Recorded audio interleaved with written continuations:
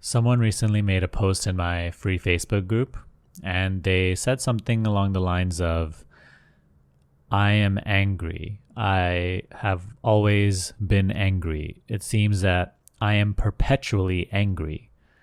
It seems that I am the anger, something along those lines.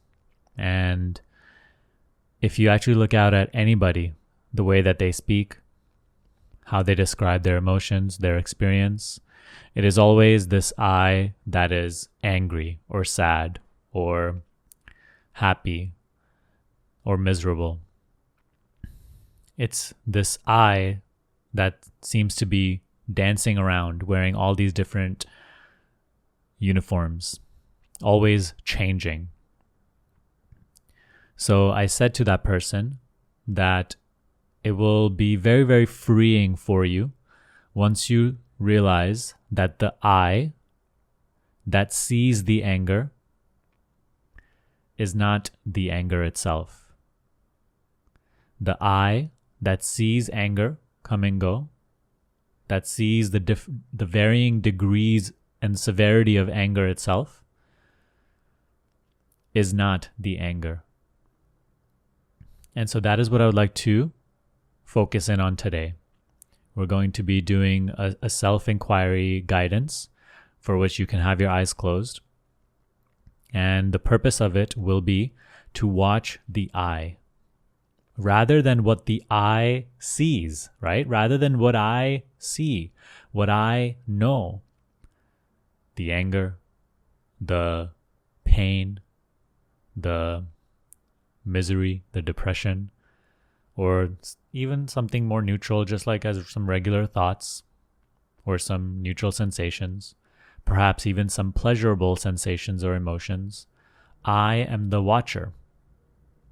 You see, as long as you continue to be immersed in what you are watching, which is the normal state for most people, but normal need not be natural. What has become normal is certainly not natural. Normal is now suffering, you see. The suffering is the norm. So as long as you remain immersed in what you are watching, it will continue to seem like this me, this I, is what you are watching. The I and what it sees become very mixed, commingled. And what is seen sort of pulls you into identification with it. And that's just what you have always known, so it seems normal. But through inquiry, you start to see what is actually natural versus what is considered normal. And so rather than just focusing and in being immersed and lost in what is watched, inquiry urges you to become interested in the I that sees. I'll say that again. Rather than being immersed and lost in what is seen, inquiry invites you to be more interested in, at least for this one moment, in the I which watches or sees or knows or is aware. Everybody has a natural, intuitive sense of me, of I. It is not itself a feeling, yet it sees all feelings. On its reality, all feelings depend. It is not itself a sensation, or a form, or a shape, or a thing, but on it, everything else relies. What I mean by that is, only because there is a me to which anger can appear, does the anger appear. Can anger appear without an I, a me, being able to perceive it? Has there ever been anger or happiness or whatever without the me saying, I see this, I experience it? So this is what we're doing in today's video. I'm pointing you to that within you, which is actually separate. Not in essence, but in actuality, here and now, in factuality, It is separate from what it perceives. Okay, so rather than watching and being just immersed in the anger, bring your attention to this inner sense of me.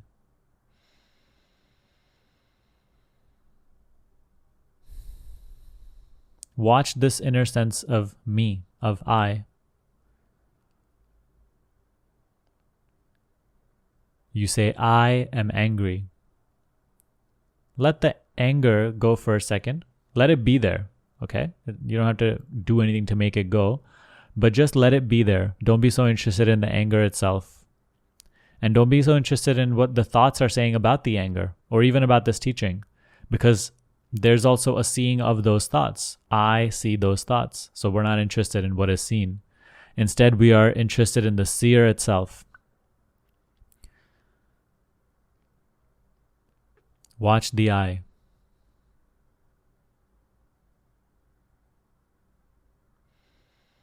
You see, you have a natural sense of me-ness, I-ness. And that is what self-inquiry brings into view. Because usually this is completely neglected.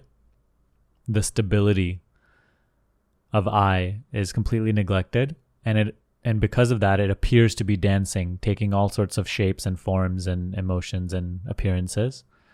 But by continuous focus on the I, there comes a space between the I and what it watches, what it experiences. And this space you can call detachment. This space is what you can call wisdom as well. In it, there's a natural conviction that I am not what appears. I am not what is experienced. I am not what is seen. I am not what is placed before me. This temporary appearance which comes and goes, which is seen to come and go by what? Me. Me, which seems continuous, changeless. Me, which is here, always, within which all these appearances are coming and going. So let me, instead of completely being immersed in appearances, bring the attention here back to where it is coming from. Is that too deep to say for you? Are you still following? You see? Is it too much to say that rather than bringing your attention onto just another object, into something else, you're actually bringing it back from where it is arising, this natural I-ness.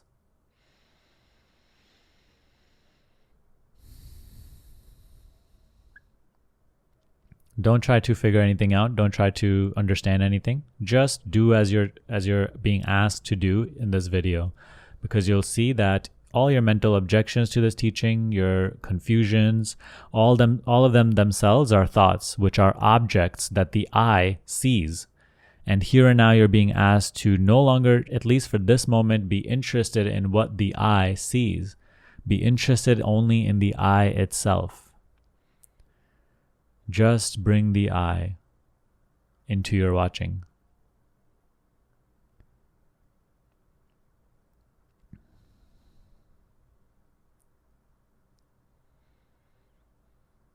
And you'll soon start to see that this I is your way out of identification with the anger, with the misery, with even the pleasurables.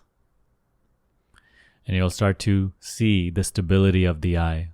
You see, there's a beautiful example by Nisargadatta Maharaj. He says the moon reflected in a lake, right? That is really, really choppy, is very wavy, turbulent, the waters of the lake. The moon in the lake's reflection appears to be dancing and doing all sorts of things. It appears to be changeful, right? Because the waters of the lake are distorting the reflection of the moon. In truth, the moon stands apart from the lake, and it is perfectly still. So what you're doing by watching the I in this way is you're stilling the waters of mind, within which now the self can be reflected in all of its purity. Rather than a distorted image of self appearing in all these sorts of different ways, now the waters of mind are becoming calmer. Rather than the tamasic and rajasic qualities of mind, which keep the waters turbulent, now the mind is becoming more of a sattvic nature, more pure, harmonious, still. And this makes the discovery possible. This makes understanding possible.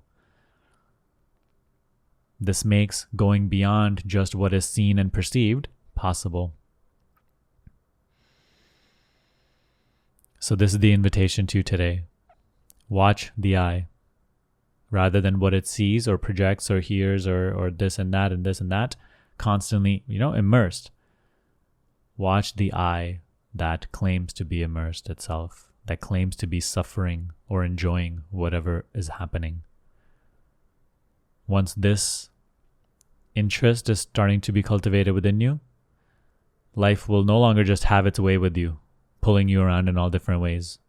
You will start to mature in ways you cannot possibly comprehend. And it will create a space, a wisdom, a clarity within you, which will completely simplify your life. You see? So take this invitation. I hope that this video helped you, and I hope that you continue to practice what is being prescribed to you in this video. There are many other resources on this channel in the description box below, which you can take advantage of to further deepen your understanding of this eye watching, of inquiry itself. And we help you take it in such infinite depth. Okay, so please take advantage of those resources. One of them is the free webinar that you can attend with me.